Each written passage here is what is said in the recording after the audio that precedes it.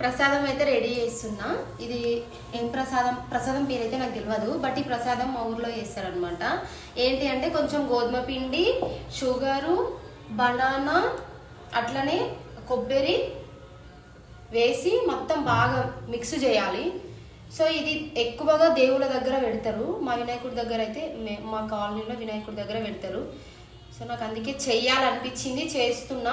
ఇంకా ఏంటంటే ఉపవాసం ఉంటారు కదా చాలా వరకు, ఉపవాసం ఉన్నప్పుడు కూడా ఈ పౌడర్ చేసుకొని తింటారు. శివరాత్రికి కానీ తొలి ఏకాదశికి కానీ ఉపవాసం ఉండే వాళ్ళు కూడా ఇది చేసుకొని తింటారు. నిజంగా చాలా బాగుంటుంది, దేవుడికి కూడా చాలా ఇష్టం అన్నమాట ఇది. నిన్నైతే ఉండ్రాల పాయసం చేసిన,